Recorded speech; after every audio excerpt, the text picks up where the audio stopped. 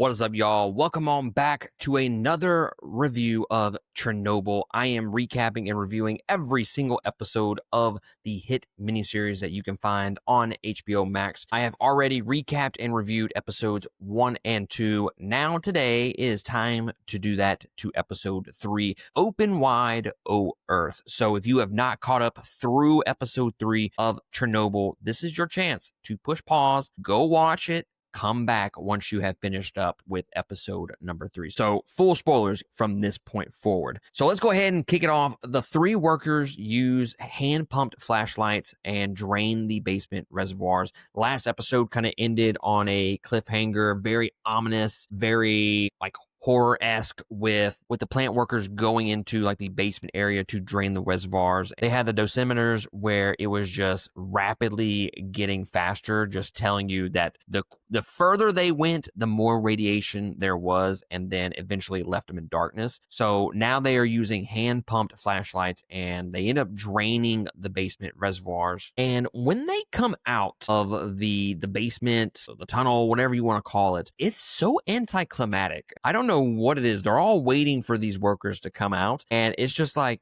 yay, good job. Good job. And on one side of the fence, it's anticlimactic in the way that it's like nobody really celebrated the fact that these people kind of gave up their lives, essentially, like for better or for worse. Eventually, they are going to die having drained those reservoirs. And just that fact that they are not welcomed with this huge celebration is anticlimactic in a way, but also on the flip side of things, if you look at it from a different perspective, when you look at it from not in a way of a surface level, and I was getting the idea that these characters are not being celebrated because they understand that those 3 men went in there and now they have been basically sentenced to death. And it's all for practically nothing. Sherbina definitely celebrates with them, but Legasov is over there and he's just like, they're gonna die soon. So I don't know what we're celebrating about. And I really liked the dichotomy between these 2 characters and their reactions to these workers coming out of the basement. Sherbina, again, celebrating. Legasov kind of more reserved, and he's at this point where he just understands that, okay, yeah, we needed them to do that, but now they're gonna die soon. So I liked the contrast between these 2 characters and how they both reacted. And it's not just this one event, it's a lot of them, but I think this one definitely highlights not only their relationship but their personalities, especially in regards to their other Russians. Additionally, Gorbachev authorizes a large team of miners from Tula to excavate an area beneath the core and install a heat exchanger, preventing a nuclear meltdown and contamination of the surrounding watershed. Sherbina takes a private walk with Legasov to inform him of the KGB surveillance. Legasov instructs Homyuk to interview Dyatlov, Akimov, and Topotnov, and I'm probably butchering all those names, so forgive me, okay? I'm doing my best here. And she is there to investigate the cause of the explosion. Now, in between all of this, there is this B storyline that's been going on with Vasily. And I think going into episode 3, I would have said that Vasily and his wife, that storyline is my least favorite of the series so far. I think it is one of those things where it's like, do we really need that? I don't think they're really hitting this storyline as effectively as I think it could be. It just seems like a storyline that they weren't giving a ton of screen time to. Well, episode 3 kind of changes that. We spend a lot of time with Vasily and his wife. And again, I would have thought before this episode, where is this going? Even at the beginning of this episode, where it's like they're shoving this storyline down our throats. And I just kept thinking, this is the least interesting thing about Chernobyl. Let's do something else. Let's go back to Sherbina and Legasov and give me some more interactions between them 2. The storyline with Vasily gets a lot better with this episode. And I like a lot of what happened story-wise between him and his wife, and then some of the other characters and other nurses. And it highlights a lot of things that hit home for me in general. The nurse literally tells his wife, don't go in there, don't touch him. And then 5 seconds later, she is doing nothing but fucking touching him. And I think if you watch this series back in 2019 or whenever it came out, right before the pandemic, I think you have one opinion of this relationship and what's going on in this hospital between his wife and the nurses.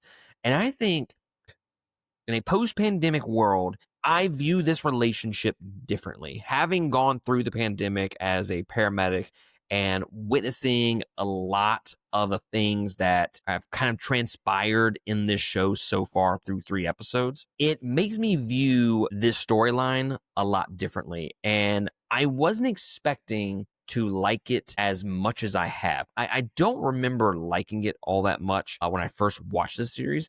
And I think just a post-pandemic world has made this storyline much more effective. I haven't witnessed radiation and shit like that. I haven't witnessed that. But the pandemic, and by what I mean is she gets told multiple times, do not touch Vasily. Do not touch him. Do not go past this curtain. You just be in the room with him. And I think, again, in a post-pandemic world where I have witnessed these people dying alone, where they didn't let their family members go in these rooms, and all of these people who died of COVID died alone. Maybe you will agree with me if you're watching this, but Vasily's wife doesn't want him to die alone. And I just think it hits much harder now compared to when I watched this originally, prior to the pandemic. And I think it tugs on your heartstrings a little bit because you want to feel for that nurse, where you kind of put yourself in her shoes, and the nurses understand that she doesn't want him to die alone, but he's also giving off huge amounts of radiation, and she just caves in and lets the wife stay with him. And she even asks and makes sure that she's not pregnant, but the wife lies. And I like the contrast and comparison between what they are presenting in the show with radiation and how they are trying to prevent the spread of it, and what we had to deal with COVID. People died without families there. They died without funerals. And a lot of that is highlighted in this episode. And it just, to me, hits a lot harder.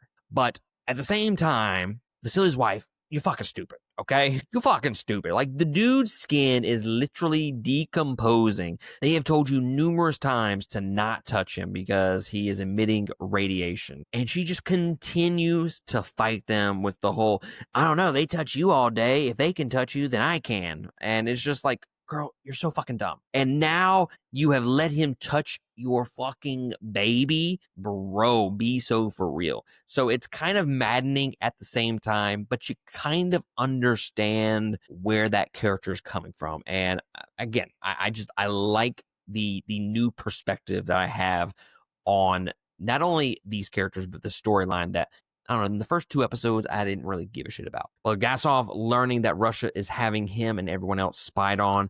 They got to make sure that none of their secrets are getting out into the world. And even Homyuk got caught because she said people will hear how the hospital is not taking the precautions, because she's the one that ended up finding Vasily's wife in there being touched and whatnot. She got fucking pissed off about that, and then she starts popping off in the mouth, ends up getting arrested. So lots of good tension in these scenes for sure. So Vasily, Akimov, and Topopnov die within weeks, and only after the latter two willingly share their accounts with Homyuk. She learns that the emergency shutdown procedure button AZ5 triggered the explosion, which was deemed impossible. And then that's when she gets arrested by the KGB and released only on Legasov's insistence. Vasily's wife watches as the bodies of Vasily and several others are entombed within zinc caskets, lowered into a mass grave, and buried in concrete. So a lot of things I just want to mention about this last little part of the episode. I just want to mention that the makeup, the props, the costumes are just absolutely fantastic in this show. Like, it feels like I have been teleported back in time to when this actually happened. Like, the prosthetics of the burns on Vasily just looked fucking gnarly. So I just think the set design, the makeup, the props, all of that just adds another level to this show. I don't know if this show would be as good as it is if it had like the Acolyte type of props and set design or anything like that where it just looked fake. This looks lived in. This looks real. And I feel like this is just a snapshot of what actually happened back then. So again, I just want to give a shout out to all of those smaller departments where I think they really hit a home run there. And throughout these first 3 episodes, it's always been about the Russians trying to contain the secrets, trying to prevent anything from leaking out into the world and making them look bad or getting in trouble, the whole 9 yards. What's really funny about Sherbina, he's having a discussion with Legasov about the miners, and he straight up tells Legasov that, hey, you should definitely tell these guys the truth. Like up to this point, it's always been tell them what they need to know or even just flat out lie to them. And no, he realizes that the miners will see right through their bullshit and straight up tells Legasov, nah, brah, definitely do not lie to these folks. Like, we need them, tell them the truth because they see through the fucking dark. So I don't know if that was intentional with the acting or the writing or whatever, but I just found that whole scene kind of funny because Sherbina just kind of breaks character a little bit and he's just like, nah, don't lie, fam.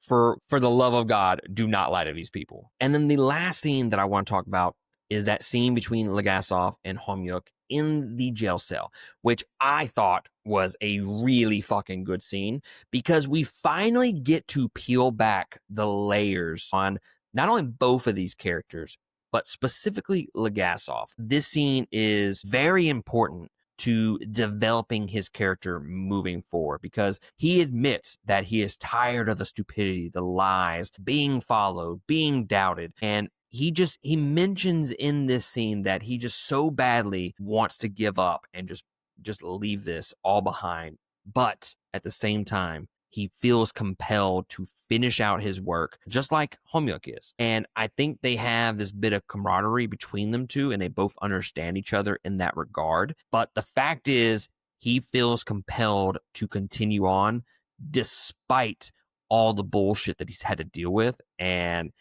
the stress of this situation. And I just think this highlights his character more so than any of the other scenes that we have seen. And it's just this quiet moment between these two characters. And I really loved it. I just thought they did a great job of not only acting, but writing the scene all together. So guys, what did you think about episode number 3? I loved episode 3. I thought it was great. Maybe not as good as episode like 2, but episode 3 still great nonetheless. Let me know down in the comments below of what you think about episode 3. And while you're there, hit that like and subscribe button. Really helps us out. Hit the notification bell so that you can get notifications when we release all of these new reviews. I'm reviewing this series, Shogun, and here soon, Watchmen. Gonna be reviewing everything in terms of what Watchmen has to offer us: the comic, the movies, the TV show, the whole 9 yards. And we also have anime